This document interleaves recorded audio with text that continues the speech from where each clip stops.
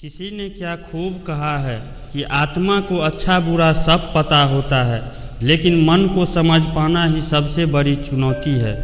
नमस्कार साथियों, मैं रमन राज आप सभी का दिल से स्वागत करता हूं अपने इस कर्म योग ज्ञान के चैनल में। आज इस चैनल के माध्यम से इस कहानी के द्वारा हम मन के उलझनों को दूर करने के बारे में जानेंगे। तो आइए इस कहानी की शुरुआत करें। किसी ने क्या खूब कहा है कि दुनिया में मन से ज़्यादा शक्तिशाली कोई चीज़ नहीं होती। अगर हम किसी चीज़ को पूरे मन से चाहें तो हम उसे हासिल कर सकते हैं। ये मैं नहीं कहता, ये सभी महापुरुषों का कहना है। लेकिन अगर ये सत्य है तो हम अपने मन में चाहते हैं तो वो हमें हासिल क्यों नहीं होता। भाई, कोई भी इंसान अपने मन में दुख तो नहीं चाहेगा, लेकिन वो रहता तो हमेशा दुखी है। हर इंसान अपने मन से कामयाब होना चाहता है, खूब पैसा कमाना चाहता है, लेकिन फिर भी वो कामयाब नहीं हो पाता। भला ऐसा कौन इंसान होगा जो मन से चाहेगा कि मैं नाकामयाब रहूं या मैं पैसा न कमाऊं। सोचने की बात है। इसमें दो चीज़ सामने निकल कर आती है कि या तो वो महापुरुष गलत थे जिन्होंने ये बात बताया कि अगर हम मन से कुछ भी चाहे तो वो हमें हासिल हो सकती है, या फिर हम गलत हैं। तो आइए आज की इस कहानी से हम जानें कि हम किस तरह से अपने मन को एक संयम दिशा में लेकर अपने कर्म पथ पर आगे बढ़ते रहें, जिससे आप समझ पाएंगे कि अपने मन से कोई भी चीज़ कैसे करवाई जाती है, मन में किसी भी बात का बीज कैसे बोया जाता है। और इससे आप ये भी समझ पाएंगे कि आकर्षण का नियम, जिसे लॉ ऑफ अट्रैक्शन भी कहा जाता है, इसके बारे में भी हम जानेंगे। कहानी छोटी सी है मगर गहरी बात सिखाती है। इससे पहले कि आप कहानी में खो जाएं, इस चैनल को लाइक सब्सक्राइब जरूर कर ले। तो चलिए कहानी शुरू करते हैं। एक समय की बात है, एक युवक के जीवन में सिर्फ दुख ही दुख था। वो जो भी काम करता था उस बेचारे का पूरा नहीं हो पाता था। घर में आता तो घर में कलेश बना रहता था। किसी से कोई मदद मांगता तो कोई उसे मदद नहीं करना चाहता था। ऐसा लगता कि चारों ओर से दुखों का पहाड़ उसी पर टूट पड़ा है। उसे समझ में नहीं आ रहा था कि मैं कैसे इन दुखों से पार पाऊँ। दिन रात यही सोचता रहता कि अपने दुखों से छुटकारा कैसे पाऊँ, कैसे अपने इस समस्या से छुटकारा मिले। इसी कारण से वो रात में भी सो नहीं पाता था। इस चिंता से उसका शरीर भी कमज़ोर होता जा रहा था। उसे अपने जीवन में अंधेरा ही अंधेरा नज़र आ रहा था। उसका मन कभी कभी आत्महत्या करने का भी करने लगता था, लेकिन अपने परिवार वालों के कारण वो ऐसा भी नहीं कर पाता था। वो इतना दुखी हो गया कि अंत में उसने फैसला किया कि मुझे जो भी करना पड़े, चाहे अंगारों पे चलना पड़े, वो इन दुखों से छुटकारा पाकर रहेगा। इसके लिए उसे चाहे जो भी कितनी भी मेहनत करनी पड़ी। एक दिन उसने अपने एक मित्र से पूछा कि मैं अपने दुखों से कैसे छुटकारा पाऊँ। उस मित्र ने उसे बताया कि तुम किसी बाबा के पास जाओ। बाबा जी के पास ऐसा मंत्र होता है जिससे सारे दुख मिट जाते हैं, जीवन खुशियों से भर जाता है और धन संपदा भी हासिल हो जाता है। उस आदमी के मन में ये बात बैठ गई कि कोई बाबा ही मेरा दुख दूर कर सकता है, और इसलिए उसे किसी भी बाबा के बारे में पता चलता तो वो उस बाबा के पास पहुंच जाता था। उस बाबा को अपनी समस्या बताता और उसका समाधान पूछता। बाबा कहते मैं जो कहूँगा वो आपको करना पड़ेगा।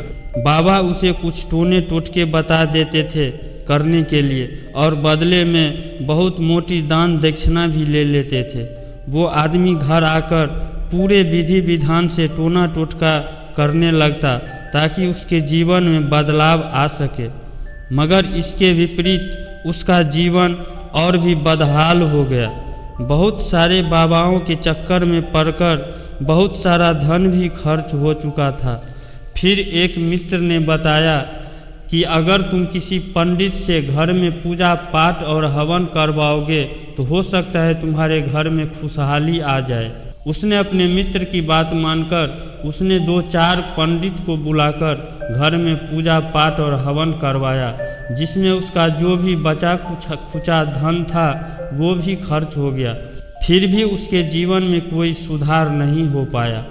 वो और भी बद से बदतर हालत में पहुंच गया और इसी निराशा के कारण उसने आखिरकार आत्महत्या करने का फैसला लेकर एक दिन अपने घर से पहाड़ी की तरफ जाने को चल दिया।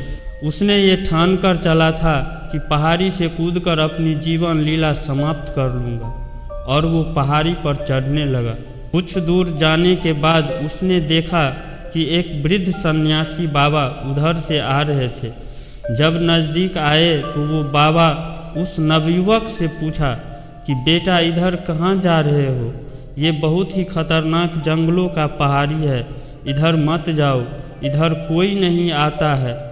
वो युवक उस बाबा की बात सुनकर फूट फूट कर रोने लगा और उसने बाबा को अपनी सारी कहानी बताया और बोला, बाबा मैं इसी कारण से आत्महत्या करने जा रहा था।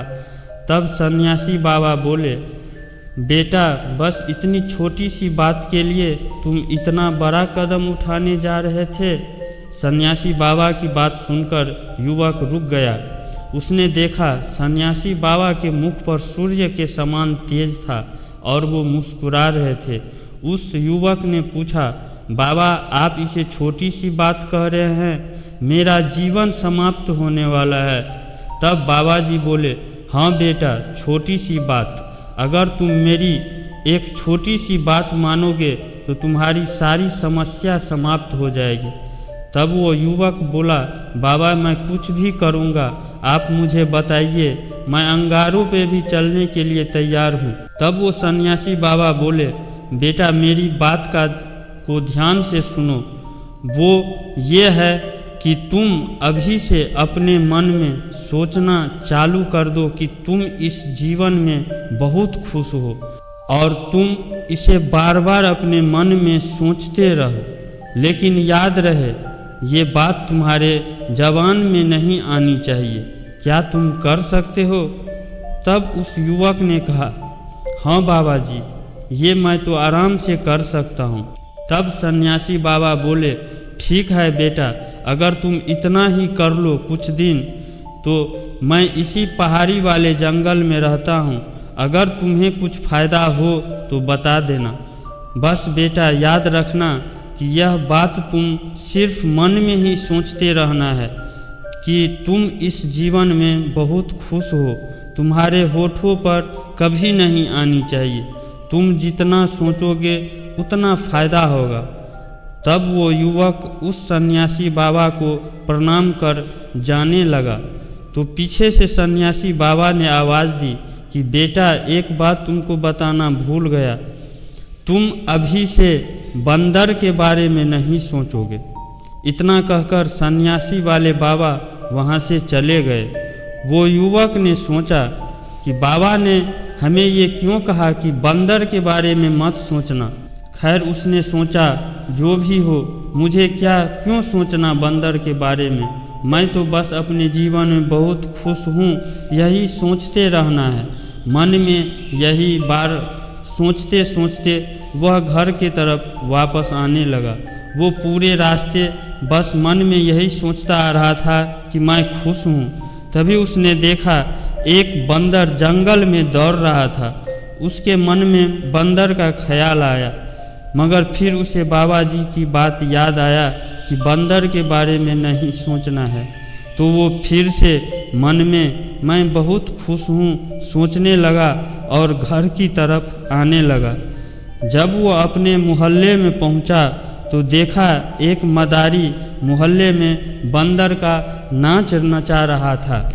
ये देखकर वो युवक का मन फिर से बंदर के बारे में सोचने लगा। उसने अपने आप को फिर से बंदर के बारे में न सोचने का पक्का मन बनाकर फिर से मैं खुश हूँ सोचने लगा और घर की तरफ चल दिया। उसे बीच बीच में बंदर का ख्याल आ ही जाता था, मगर उसने अपने मन में संयम रखा। घर पहुँचते पहुँचते शाम हो गई। घर पहुँचा तो देखा उसका बेटा रो रहा था। उसने अपनी पत्नी से पूछा कि इसे क्या हुआ, तो उस युवक की पत्नी ने बताया कि पड़ोसी के बेटे का खिलौना आपके बेटे के गलती के कारण टूट गया है, जिस कारण से उसे पिटाई लगा है, इसलिए रो रहा है। तब वो युवक अपने बेटे को प्यार से चुप कराया और पूछा, क्या हुआ बेटा, मुझे बताओ। तो उसके छोटे से बेटे ने बताया कि पड़ोसी के बेटे के पास एक बंदर का खिलौना है, मुझे भी खरीद दीजिएगा।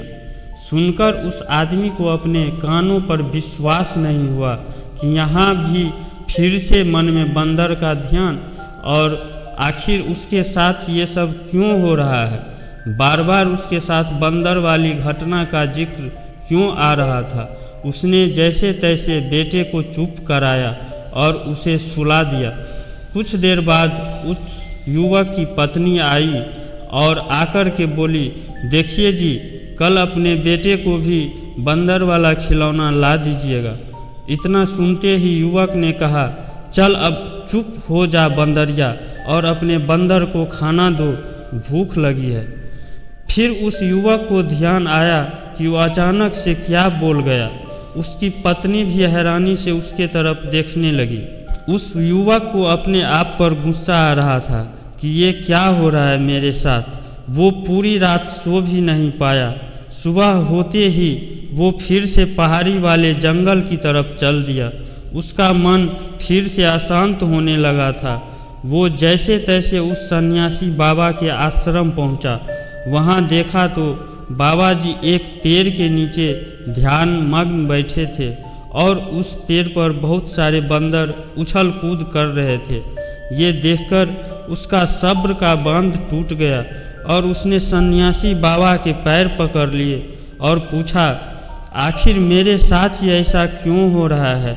आपके कहे अनुसार मैं मन में बराबर यही सोचता आ रहा हूँ कि मैं मन से बहुत खुश हूँ, मैं अपने जीवन में बहुत खुश हूँ, लेकिन ये बंदर किसी न किसी रूप में मेरे मन में आ ही जाता है। ऐसा क्यों? पहले तो कभी भी बंदर का ख्याल नहीं आता था।